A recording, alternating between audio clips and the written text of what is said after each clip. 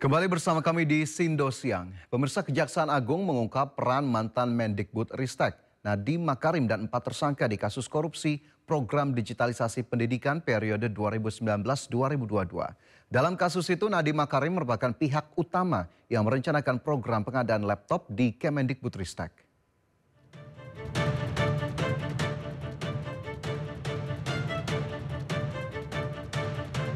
Nama Nadiem Makarim terseret dalam dugaan korupsi pengadaan laptop di Kemendikbudristek saat ia menjabat sebagai menteri. Tak tanggung-tanggung kerugian negara akibat praktik haram tersebut senilai 9,9 triliun rupiah. Dalam kasus yang masih terus bergulir ini, Kejagung mengungkapkan bahwa program pengadaan digitalisasi pendidikan teknologi, informasi dan komunikasi di Kemendikbudristek tahun 2020-2022 telah direncanakan sebelum Nadiem Makarim ditunjuk menjadi Mendikbudristek.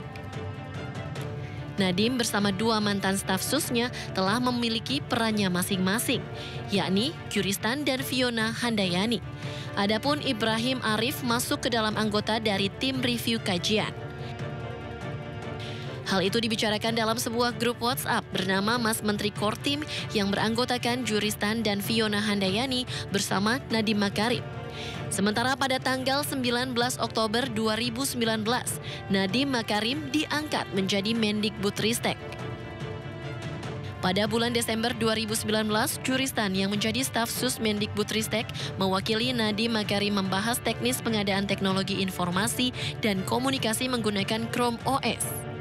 Kemudian pada bulan Februari dan April 2020, Nadiem bertemu dengan 2 pihak Google untuk membicarakan pengadaan teknologi informasi dan komunikasi di Kemendikbudristek. Sementara puncaknya pada tanggal 6 Mei 2020, Sriwayuningsi dan Mulyatsyah disebut sebagai pelaksana kebijakan pengadaan laptop Chromebook di Kemendikbudristek. Keduanya mengikuti rapat Zoom yang dipimpin langsung oleh Menteri Pendidikan saat itu, Nadiem Makarim. Tim Liputan iNews melaporkan.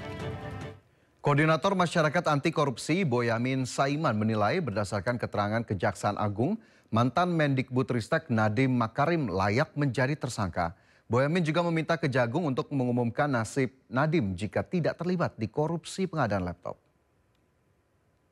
Gampang kok untuk dilakukan penuntasan dan segera juga kalau memang ada yang bisa ditetapkan tersangka lebih banyak ya segera ditetapkan tersangka lebih banyak. Tidak terlepas juga dari dugaan keterlibatan Menteri Nadiem Makarim. Karena versi saya kontennya itu yang sebagaimana dijelaskan Kejaksaan Agung ya layak untuk ditetapkan tersangka, itu versi saya loh ya.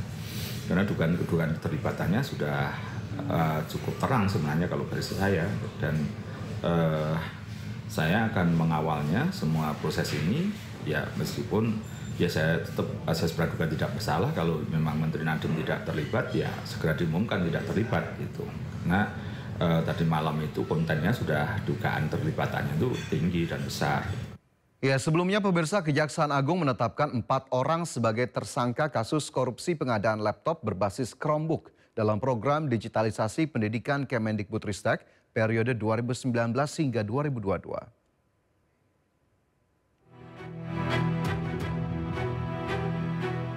Kejaksaan Agung resmi menetapkan 4 tersangka dalam kasus korupsi pengadaan laptop Chromebook di lingkungan Kemendikbudristek.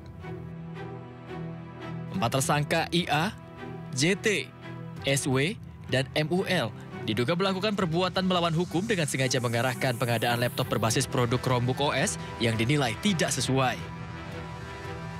Akibat perbuatan pelaku, negara mengalami kerugian mencapai 1,9 triliun rupiah.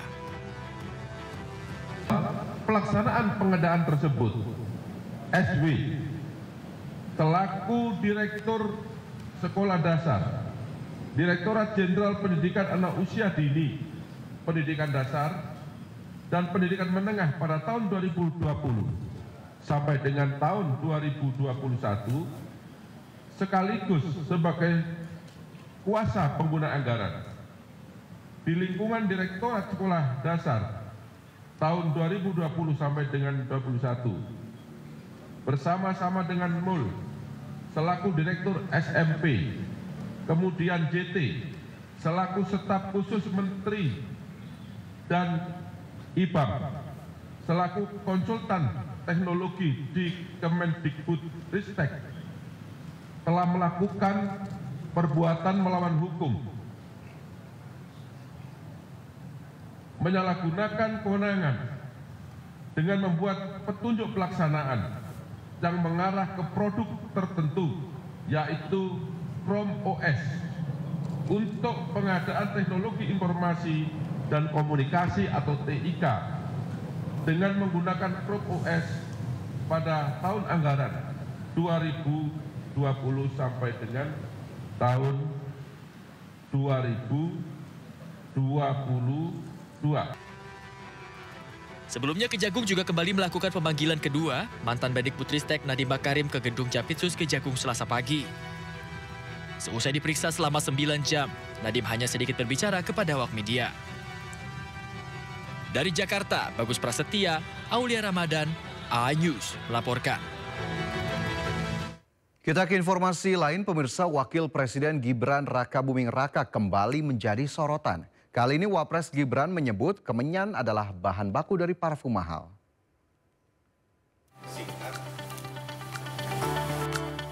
Pemerintah bersiap mendorong hilirisasi kemenyan. Pernyataan ini disampaikan Wakil Presiden Gibran Rakabuming Raka di hadapan peserta pendidikan penyiapan dan pemantapan pimpinan nasional. Gibran juga menyentil ibu-ibu yang memakai parfum mahal tanpa menyadari bahan baku parfum adalah kemenyan. Lantaran hingga kini kemenyan dijual dalam bentuk mentah ke luar negeri. Kegiatan saya pernah bicara itu masalah hilirisasi kemenyan. Banyak yang ketawa.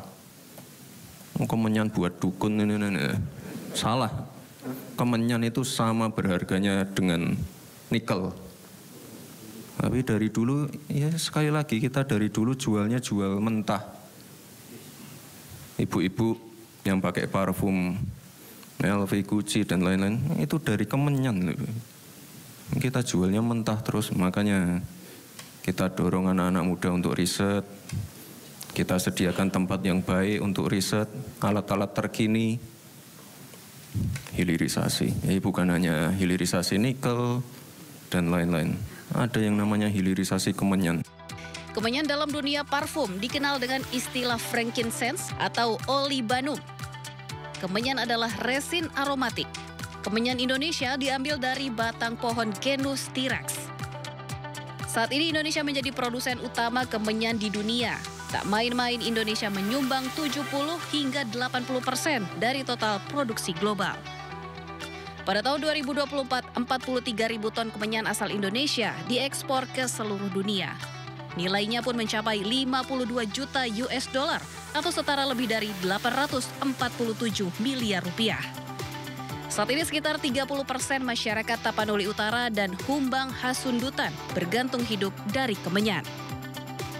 Kemenyan menjadi bahan baku industri parfum. Tak hanya itu, kemenyan juga menjadi bahan baku kosmetik, farmasi, dan pengawet alami untuk makanan dan minuman. Dalam dunia parfum, kemenyan atau frankincense adalah salah satu bahan yang paling dihormati. Kemenyan berfungsi mengikat seluruh aroma agar lebih awet di kulit. Aroma kemenyan cukup kompleks, yaitu kayu atau woody, sedikit pedas dengan sentuhan aroma lemon yang segar. Pemirsa, Ketua DPR RI Puan Maharani menjelaskan DPR telah menerima surat pemakzulan Wapres Gibran Rakabuming Raka dari Forum Purnawirawan Prajurit TNI. Namun DPR masih mempertimbangkan mekanisme yang bisa dilakukan untuk memproses surat tersebut. Ketua DPR RI Puan Maharani mengaku masih mempelajari surat usulan pemakzulan Wapres Gibran yang dilayangkan FPP TNI. Puan menegaskan sampai saat ini pimpinan belum mencapai kesimpulan apakah surat usulan pemakzulan tersebut bisa ditindaklanjuti atau tidak.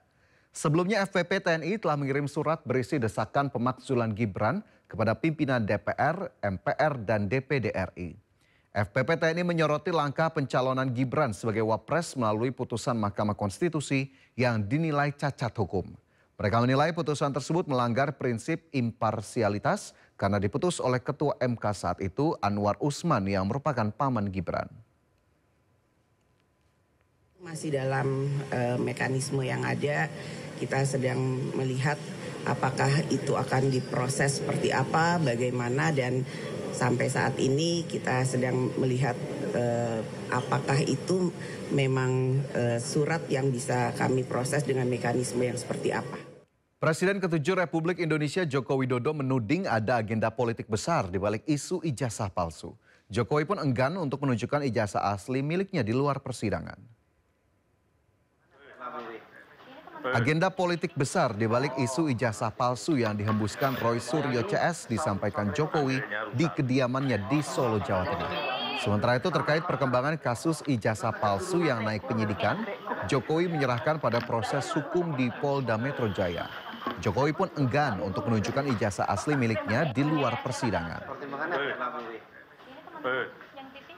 Proses hukum. Dalam proses hukum, sudah malah saya baca kemarin sudah dalam proses penyidikan. Ya sudah serahkan pada proses hukum yang ada, kemudian kita lihat nanti di sidang-sidang yang ada di pengadilan seperti apa.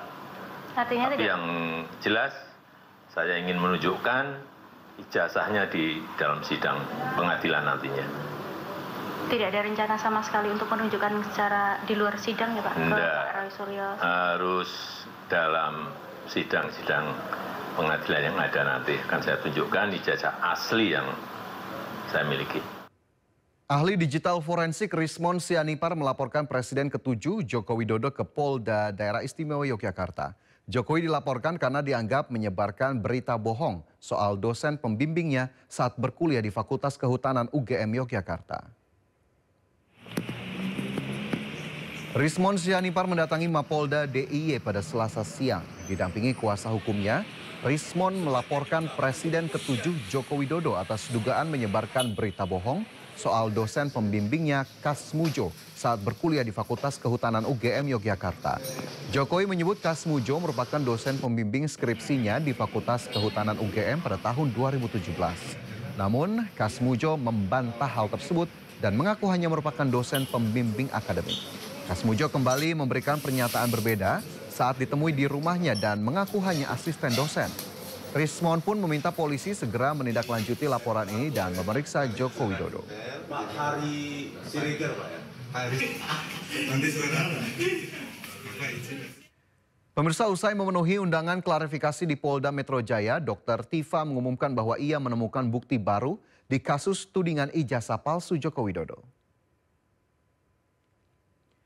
Dalam konferensi pers di salah satu channel YouTube, Dr. Tifa mengungkapkan mendapatkan seperangkat dokumen yang sangat penting untuk membuktikan asli atau palsu ijazah Presiden ke-7 Joko Widodo. Dokumen ini berisi ijazah lulusan UGM beserta transkrip nilainya yang diduga berhubungan dengan kasus ijazah Jokowi. Bahkan disampaikan Dr. Tifa sampai tercengang ketika melihat bukti tersebut.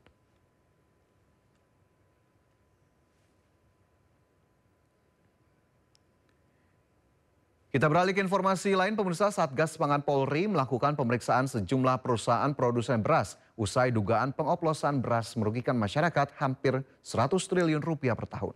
Selain itu, Ketua DPR RI Puan Maharani meminta kasus ini harus diselidiki dengan tuntas dan diproses secara hukum.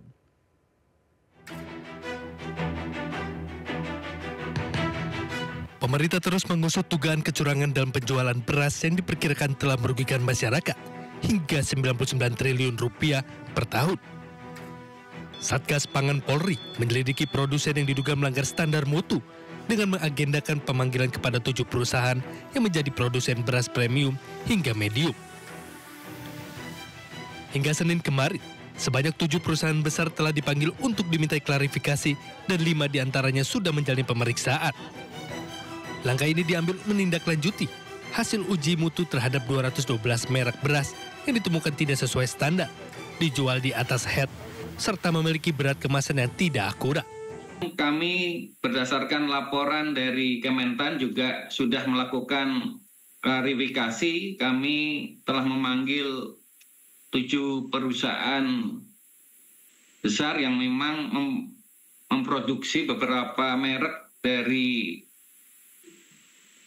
beras medium maupun premium, dan saat ini sudah 5 perusahaan yang telah menjalani pemeriksaan. Selain itu, Ketua DPR RI Puan Maharani juga menyoroti praktik pengoplosan beras yang ditemukan oleh Kementerian Pertanian bersama Satgas Pangan dan meminta kasus ini diselidiki dengan tuntas.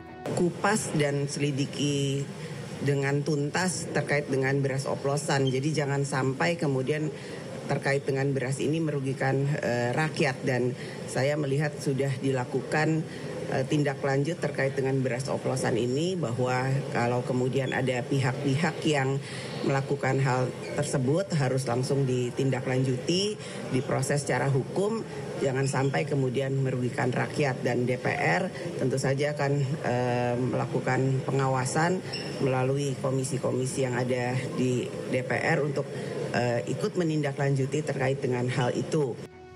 Untuk menghindari kelangkaan pangan, Satgas Pangan menegaskan akan tetap mendepankan prinsip kehati-hatian.